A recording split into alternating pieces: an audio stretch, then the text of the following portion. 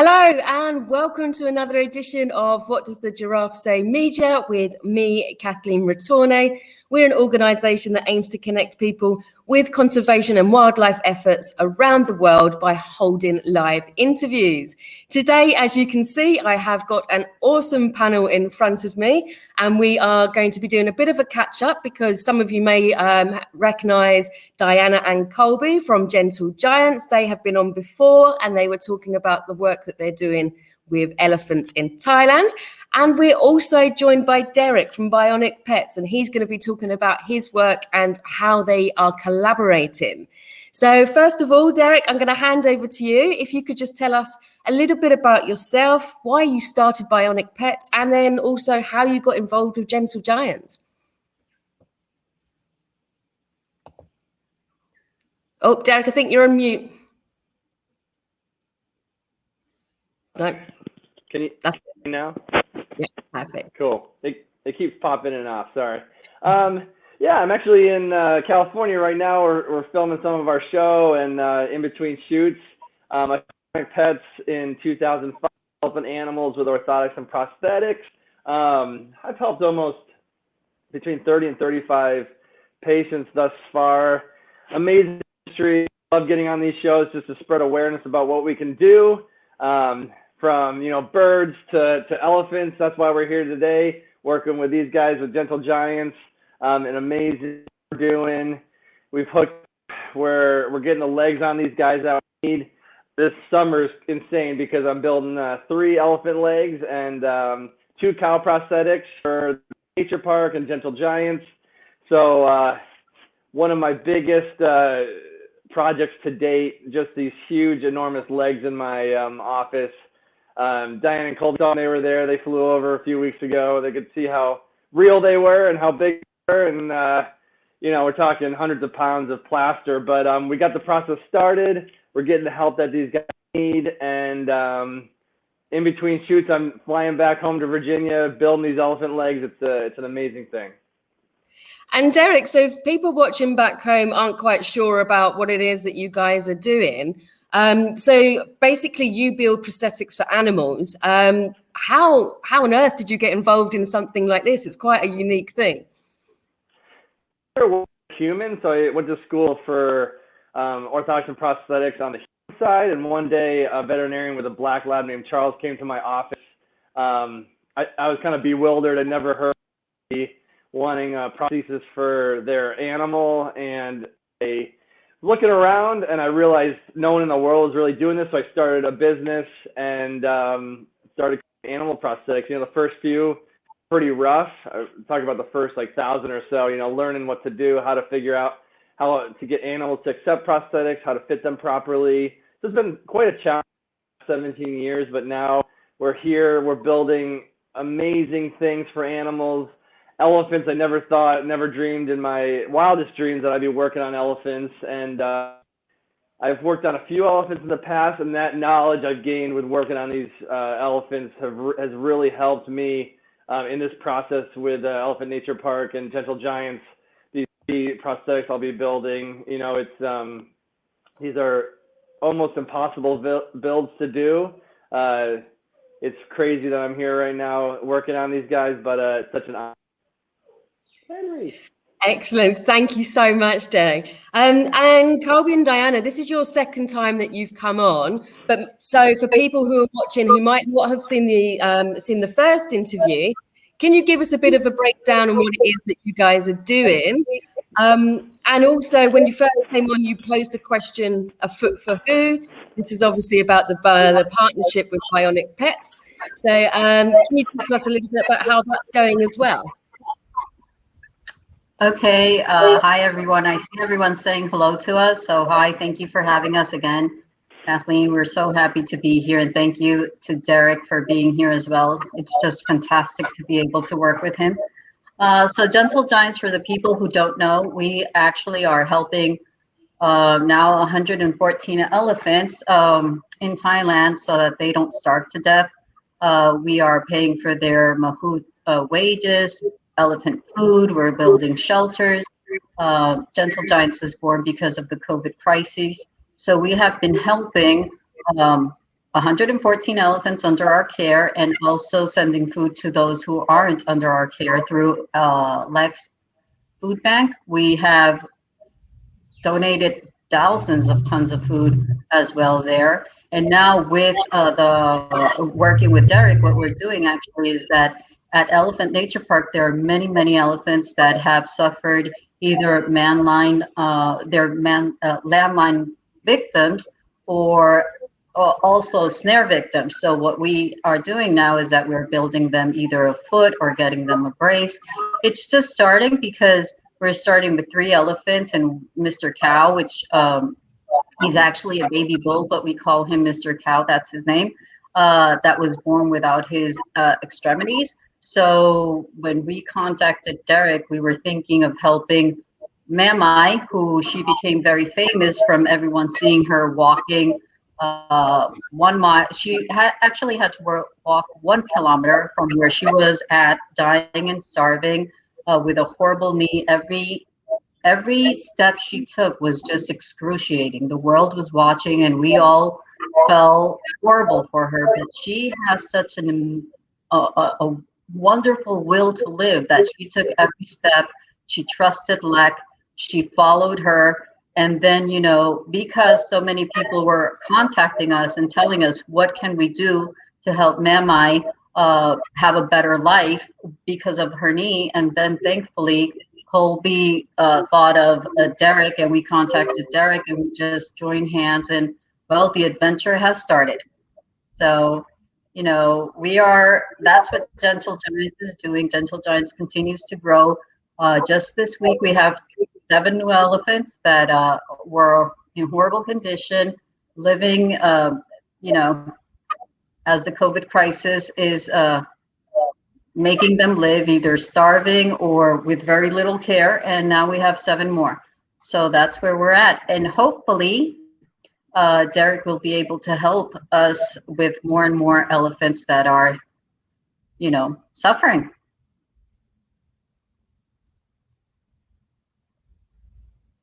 We lost. Okay. Oh, there's you. Sorry, I'm new to myself. Colby, is there anything that you want to add to that? I'm like, that was scary because Diana's going to take over hosting.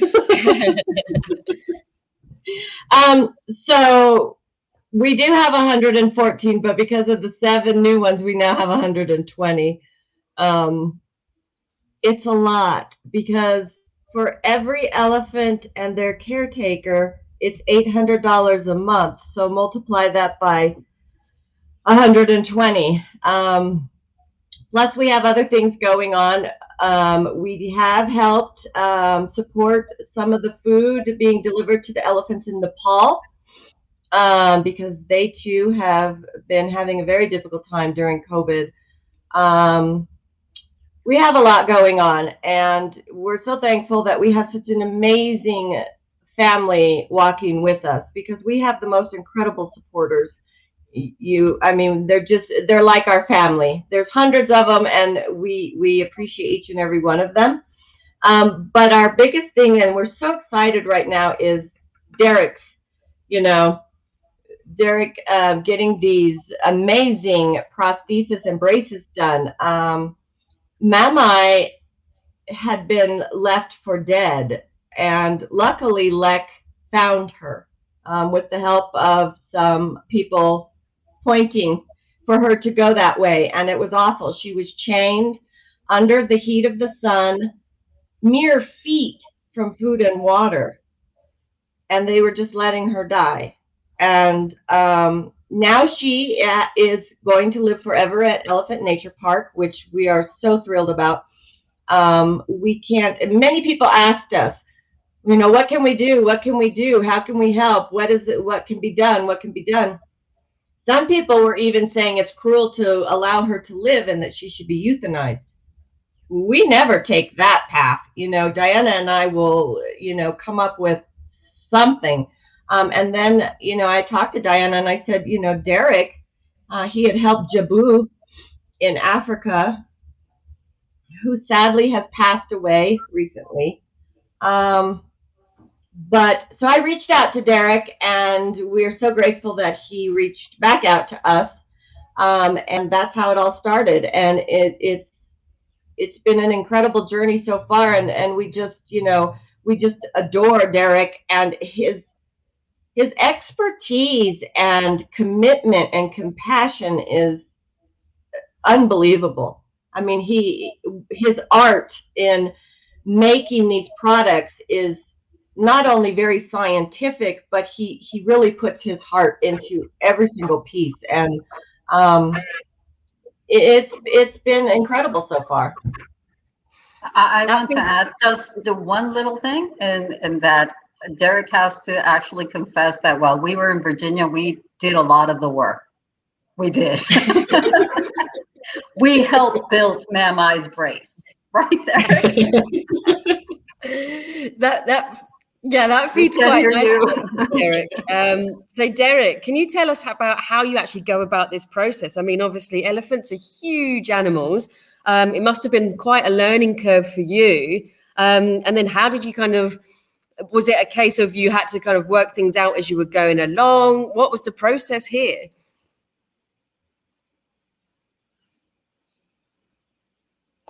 Oh, move your microphone back up. Mike. Can you move it? Yeah, you're on mute. And if you can move your mic closer, but you're on mute at the minute. There we go. Let's go straight up. Let's do that. Yeah, awesome. Thank you. I was disconnecting. Sorry. Thank you guys for the kind words. It's amazing. I do put all my heart and soul into all these animals, and it's quite the process. You guys can definitely say, we'll put in quotes, you guys definitely helped with the build. So we'll get that on. We'll make that official right here. But yeah, I mean, learning the process, everything I learned in school, didn't directly correlate with animals, and it was quite the learning process to be able to figure out how to get these animals to accept devices. This is totally an art more than a science. So we're getting these molds shipped to us from Thailand, and luckily they were good molds, but we fill these with hundreds of pounds of plaster. I hand sculpt each one of them, and takes hours and hours. I mean, we're talking like thousands of pounds of elephant leg molds that I have in my office right now.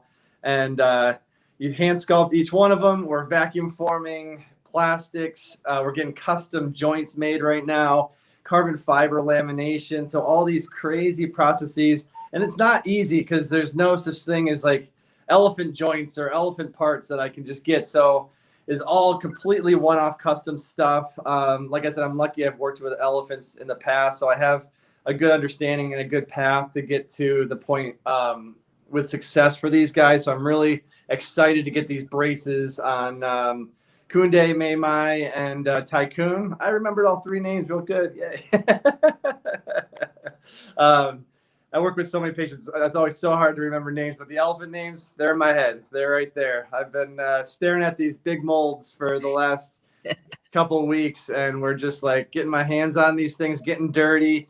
These guys saw the process where we're filling up these huge garbage cans of plaster and sand. And, there's so many different ways you can build these elephant prosthetics, but there's a way that I trust, and I've been going through for the last 18 years. So I'm doing the same thing with these elephants instead of using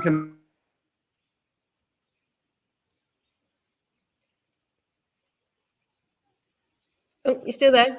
I'm still there. Good. Yeah. Sorry. Yeah. Carry on. So yeah, instead of using computer technology, I'm just doing everything as an art by hand. I want to continue what I know best with these elephants. And so I'm going through the huge laborious process of fabricating everything from scratch by hand, using the cast molds from Elephant Nature Park. And it's going great. It's just a very, very long, laborious process. And I got to get these guys fit as soon as possible. And I'm working hard to do that. I mean, this is going to be a question for all of you, but maybe Derrick, if you can take the lead on it to start with. How Apologies, I've got a cockerel in the back garden. So you might be hearing that screaming behind me at the minute. They're very territorial. How are the elephants adapting to them, the prosthetics? I mean, it must be quite a change for them to then be able to use them. Is there a learning process for them? Is it something that comes quite natural? What's the situation here? Come back. You guys can hear me, right? Yeah.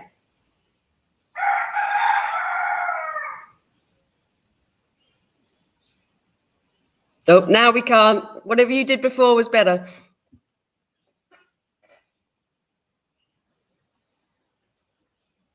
No, you're still on mute.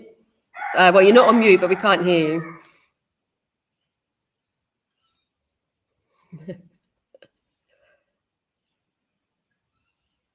No.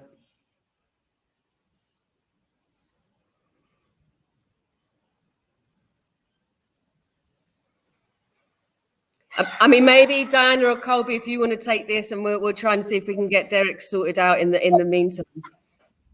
Well, you know, this is actually a good question for Derrick, because I think once, and from what we've seen Derrick doing, once they get their prosthetics and their braces, just like us, I imagine it's going to be a process of them adapting to it, of learning, relearning how to walk.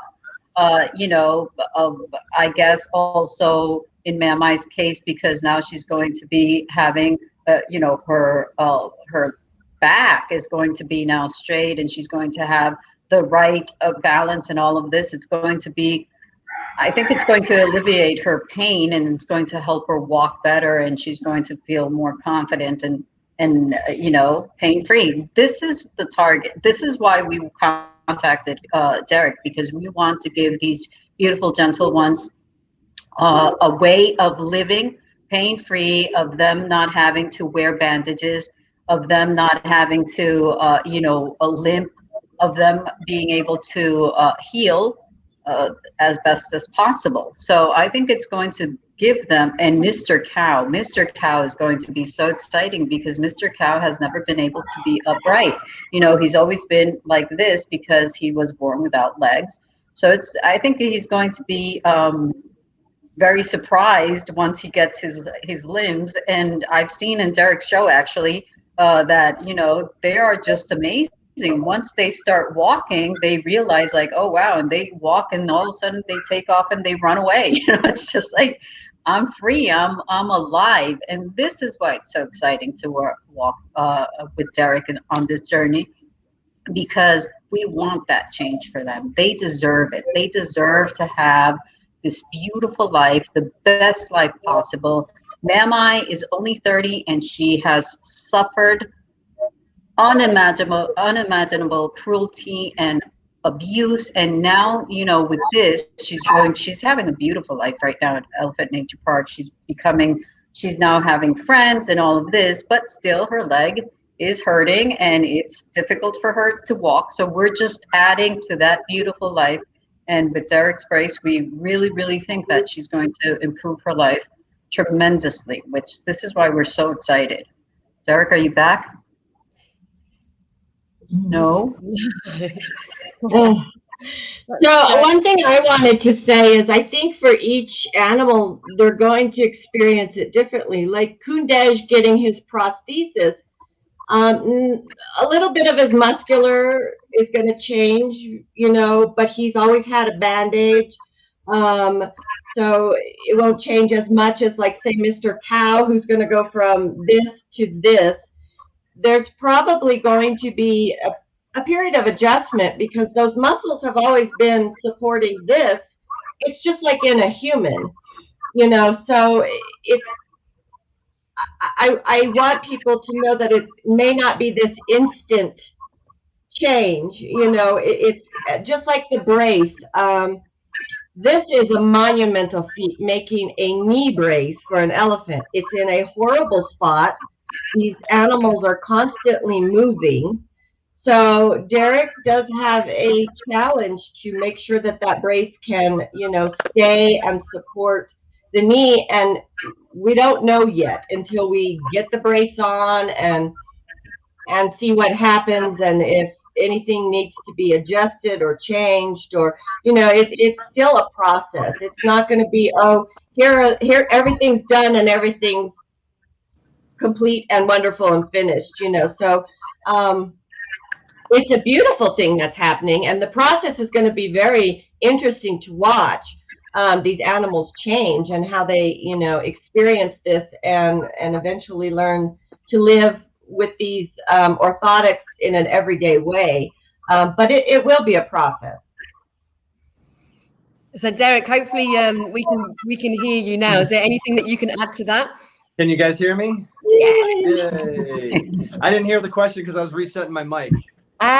We were just talking about the process for the elephants adapting to the prosthetics. I mean, have you done elephants before, or is this the first time? Obviously, you've done it with lots of other animals, but this is on a gigantic scale.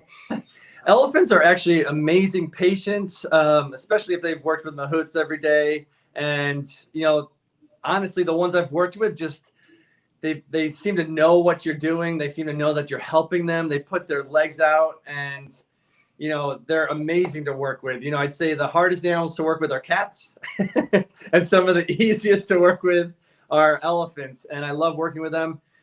Their personalities, everything about them are great to work with, but their anatomy and their sheer size are really, really tough. So we got amazing personalities, amazing animals to work with, but on the other end, you have just these extreme challenges of these builds. And I have worked on other elephants in the past, and I know exactly what I have to go through to get this stuff to work. But these are even more extreme challenges. Like this knee brace no one's ever made a knee brace or an elbow brace for an elephant before.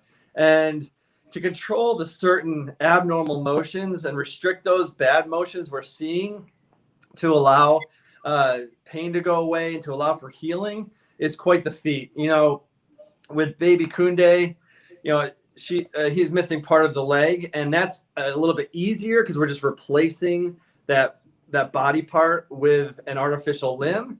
But when you're bracing an existing extremity and trying to control motions, especially on a huge elephant, it's quite the undertaking. So for me, I take it one day at a time. I'm just constantly thinking about how to really get past, get this build going and get these guys, get these elephants to accept these devices on a daily basis. We don't know. This is new territory.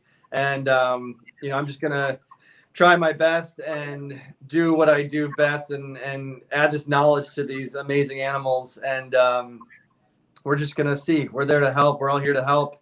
We got to try, and that's what we're doing. And I fingers crossed that it works, and we give these guys that added stability and added life. So that's our goal. So we've got a good question actually coming through from Sarah Manning, and she's asking, if the brace causes pressure points at the beginning, will the vets at EMP learn how to adjust the brace, or is that something Derrick will be doing to help with at the beginning? I'm going to do all the adjustments while I'm there. So I'm going to be there about 10 days, I think. That's the plan, at least. Hopefully it goes through, barring COVID and everything. But yeah, I'm going to adjust everything while I'm there. I'm going to make these braces. I have to get in the ballpark so I can adjust. We have these amazing molds. I'm doing everything in my power to sculpt these properly, but that is the hard part. Beyond the build is I don't have a lot of the necessary tools to do a lot of the adjustments while I'm out there. And so I'm going to have to do everything in my power to get close enough to be able to adjust and do what I got to do when I'm out there, so everything's working. So there's a lot of pressure, a lot of stresses. I know how important this is. And, I'm just going through every single step to ensure that these are properly fitting. And you have to go step by step. So it's like build the device, make sure it's fitting, make sure the animals are comfortable, go through all the wear and care. But it still is figuring it out as we go, because this is unknown territory, and putting braces on elephants is not easy. And we're going to learn a lot with this, and with knowledge, you get better and better. But I'm just happy I have worked with a bunch of elephants in the past, and my journey is just continuing and getting better. So I hope to put a lot of this knowledge into these guys. Awesome. And then Diana and Colby. So for those who aren't sure if maybe they're watching this for the first time and are wondering why these animals need these prosthetics in the first place, why are these animals being injured and having these injuries? And is there anything we can do to stop this happening in the first place? They are landmine victims. This is in the logging industry. It's very common because of the war. They left a lot of landmines, and elephants walking in the deep jungle, they have stepped into these landmines and blown their foot off. And also in Kunde's case, it was they were trying to either keep the herd out from the crops or hunt poachers trying to catch elephants, and he was caught in a snare. In baby Kunde's case, he was so desperate to get out that he pulled and he ripped his own foot off just to get out. And he ran to the village and he was asking humans to help him. Actually, he was left behind. He was born wild, but he was left behind by the herd because the herd has to make a decision if they are all in danger, and they had to leave him behind. This is why it's happening. How can we prevent it? Well, in our case, it's very limited what we can do, because what we can do right now as gentle giants, and what we've done is that we keep whoever is going to be sold into the logging industry, we say we'll support them so they don't go into that. So people right now, the way they can help us so that no one is in danger of having these accidents is by donating or sponsoring the ones we have. Just about, I don't remember if it was about 6 months ago, there were 38 beautiful, gentle ones in danger of going into the logging industry. And when Beck called me and she was telling me, oh my God, tomorrow they're sending them, I said, no, absolutely not. And she even told me they have no option. They have no money. It's just like they're desperate. And I said, oh, they have an option. We'll take them.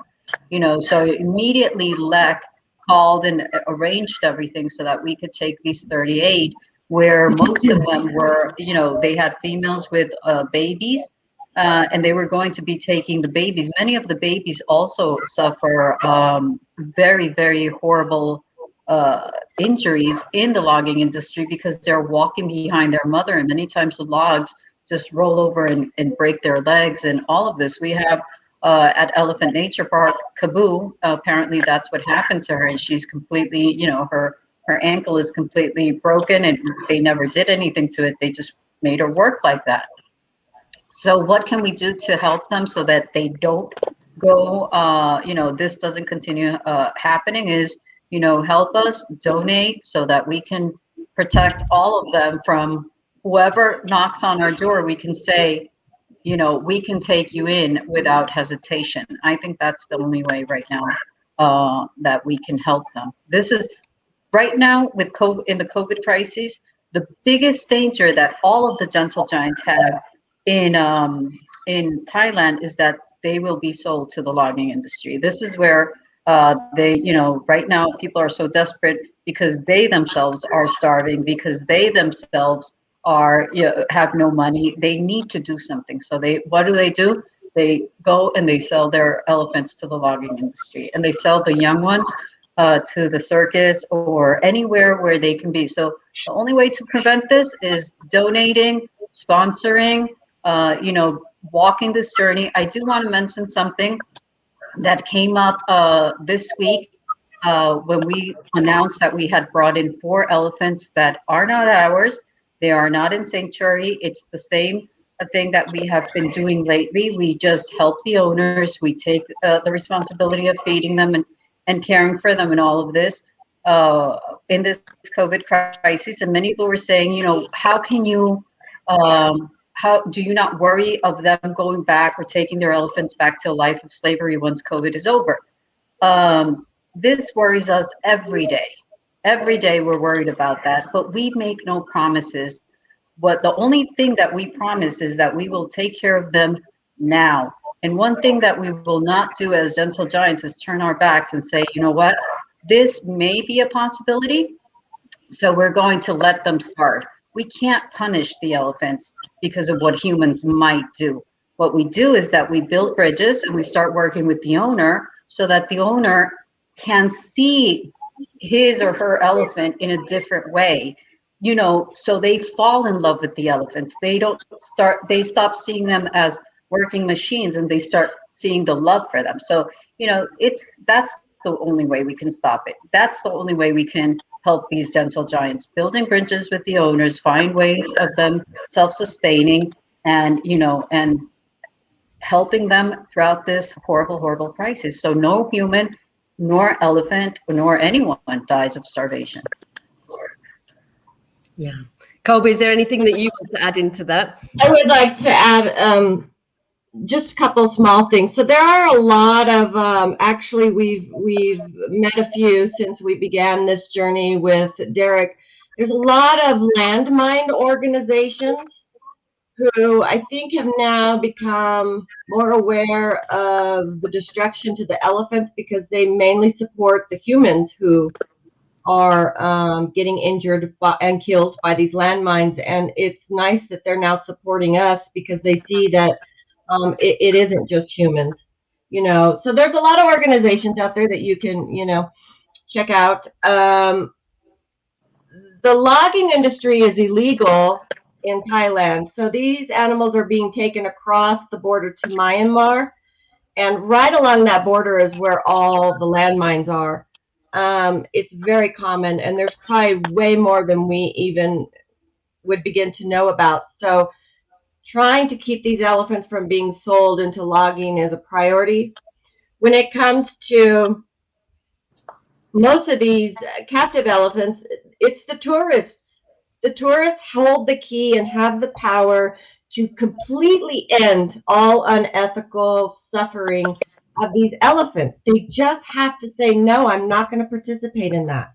No selfies, no circus tricks, no bull hooks, no painting, no bathing, no riding, no anything that isn't where the animal is doing, for any animal, that isn't doing something in their natural habitat, being themselves, where humans aren't involved, you shouldn't be doing it. And literally, if people would just stop, it would end. It would come to an end.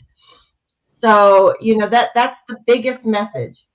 Please do your research, you know, please look into what you're doing. And it can be overwhelming, but when you get there and you start to see things, open your eyes and just look at these animals. Look into their eyes. Are they happy? You know, they're not. So, you know, that would be my biggest message is to say no to these things. Yeah, I completely agree. I think as tourists, we have a responsibility to make sure that what we are doing is ethical. But I do believe as well that people are becoming more aware of the damage that this is doing to the animals in general. So hopefully we will start seeing a decline in these horrible practices. As a question I've got now for you all, I know you're kind of fairly new into this journey working together, but what's been your favorite moment so far with the collaboration? Me, being able to build Mami's brace. You know, honestly, the best thing that has happened is that what Derrick said, this is the first time where it's being done on such a massive scale. And our beautiful Gentle Giants family is part of it. And no matter what happens, I'm very hopeful that everything is going to work out. But we are making history, and it's all of us. And we're walking together, and everyone that is part of this, starting from the donors that, you know, donated, supported this project, have so much love for these Gentle Giants. And then seeing Derrick's compassion, and he pours his heart into this, and he just creates magic. It's just like this beautiful thing comes together. So I think that for me has been, it's not the one moment, but the feeling I have. We're walking in this, and you know, and we're all holding hands. We're all doing it for the elephants, and it's just this big, massive wave of love, compassion, and kindness for these gentle beings. And that for me is just like the biggest thing. And we're the first ones doing this. And, you know, we're making history. I mean, no matter what happens or comes after this, we can say we walk that path and we did it together. We did it with love. I have a special moment. I mean, for me, my moment is just having, you know, UPS dropping off these huge boxes in my office with all the Thai letters on there. Like it's surreal. You know, you're hearing all these things. You're thinking about what's in store and what's going to happen, and it all comes to life when these huge boxes come into my office, and you're opening up the elephant molds, and you're like, wow, this is real, and you're not like this, you're like this, and it's just so cool that, you know, you finally get your hands on these things. So just really open up those boxes and with the Thai letters on there, and it all brings it to life, and that's been the coolest moment so far. And hopefully the coolest moment in this whole process is getting these guys to walk on these devices, seeing their eyes light up, and feeling that pain relief. And that's my whole goal, my whole wish, you know, in this whole process is just getting these guys the care that they need and walking pain-free and getting them up walking again. Because this is such an example. Like, we're all walking this path together, and it really can show what, if we work as a group, as a community, what we can do to help these amazing animals. So this is just the first step in many in the process, and working with you guys has been awesome. And there's a lot of animals to help, a lot of elephants to help. It's just, like I said, the first step. There's so much need out there. There's only a few of us in the world that do this, and teaming up with you guys, we need more people like us, and we need a lot of help, and these elephants need a lot of help. It's insane how many are injured and walking around on injuries every day. You know, people get treatment that they deserve. These animals should get the same types of treatments we get, and that's what we're doing here, trying to lead by example, and hopefully this example will show others, if you give to these animals, what they will show you. Exactly. I think I have so far many wonderful, memorable experiences. The first was Derrick answering our email. I mean, that provided us with so much hope. And at the time, it was just Maymai, and then it turned into more. Watching Dr. Tom make these molds for the very first time in his life, he did a beautiful, beautiful job. Visiting Derrick in Virginia and us getting to know each other better and learn each other's stories. You know, we share a lot in common in just being, you know, who we are as organizations and what we want to do in the world. And even, you know, I am very hopeful that these are going to work for these animals, but it's a beginning point, which everything has to have. And I'm hoping that it's the beginning point for many, many others to be helped, and, you know, progress to take place. And of course, the engineering of these things will increase and improve and change. You know, you have to start somewhere. I really hope that for Derrick, you know, he gets to do his, he can tell you more about it, because he's wanting to do instructional seminars and stuff, because we really do need more people. You know, Derrick has his hands full, and we are blessed that he is helping us, because he has so many people just here in the United States that are asking him for help. So, and on our side, I hope that it brings more awareness and helps end these type of things, so we don't need to, you know, provide such things for these animals. So Derrick, if there are people watching back home and they're thinking, okay, I'd love to maybe try and learn the skills or try and get into doing something like this, what's the process for learning this? There's no direct path, unfortunately, at the moment. So, you know, there's no curriculum for veterinary orthotics and prosthetics. You have to go through the human side, and then there's only a few companies in the world that do this. And so a lot of times you have to work under someone like me. So I'm trying to kind of turn that around right now. There are so many animals in need, and I want to start a curriculum, kind of a learning process for people. like they said, I have so many animals in need, and I'm on the road right now. I go back to my lab. I got 100, 200 molds on my desk that I got to build braces for. In between, I got to build elephant legs and do so many things. It's such a marathon, and I love doing it. I wouldn't have it any other way, but we need more people like us out there. So it's a dream job, but there's no path to it right now. And I'm hoping that soon, we can get this curriculum going so more people can learn how to do this and treat these animals effectively. There's so many people out there right now that are trying to just say, oh, I have a 3D printer, or I have this, and I'm trying to build a brace for this animal. I wouldn't suggest doing that. A lot of people try, but the things I've seen out there can actually harm animals, and you really got to go through the correct process of learning. This is a big art, and you need to know a lot to be able to build prosthetics for animals. It's not easy at all. So really, getting this curriculum up, getting education out there, bringing the awareness like we're doing right now is such a good first step. And it's coming. I can feel it. Over the past 17, 18 years doing this, the awareness wasn't there. People would be so surprised, like, oh, veterinary prosthetics, animal prosthetics. I can't believe that exists. And it's, I'm going to vet shows now, and they're talking about all the veterinary prosthetics out there and what they can do. It's part of veterinaries' daily lives. And so trying to get this to be, a household name and realize that every animal deserves a chance. And these are the tools we can use to help them get that great quality of life. And so this is a great platform to show and build that awareness, not just for all the elephants in need, but all the animals out there, because it's just one of those things where people have to learn and know what can be done. And I'm just trying to go that step further and get this curriculum going so that more people can do this. I mean, I can't help kind of giggling to myself, imagining what it would be like for a stranger to walk into your office and see some of the equipment that's hanging around there. Okay, so I'm going to wrap things up now. And thank you guys so much for coming on. Your passion is clearly visible. We've had some incredible comments, so much support for all the work that you guys are doing.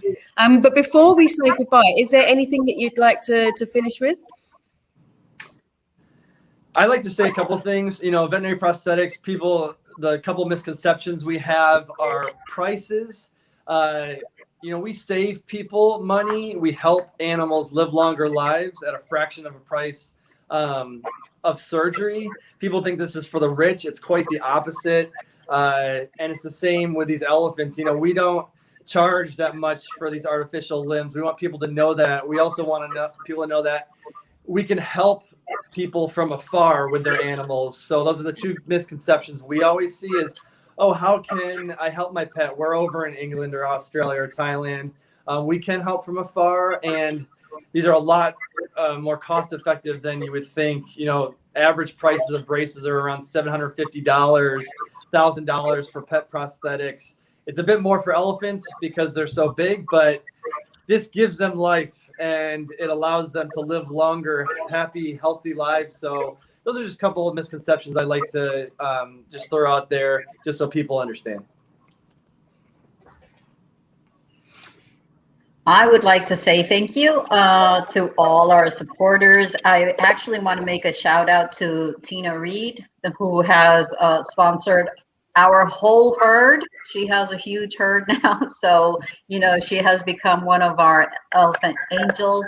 Thank you so much. And, I just want to thank all of our beautiful Gigi family for walking with us and being there for us. And, remind everyone that we can help. You can sponsor an elephant for $50 a year. It's not that you pay the whole year with $50, but if everyone chips in, we are able to save and help and feed a lot of elephants. And there's a lot of need. We are being bombarded with please help, please help, please help. And it's just that we can't turn our backs on the ones that are in terrible condition, but we can't take them all. And please help us so we can help them. And this is with Bionic Pets and Bionic Giants, as we call them.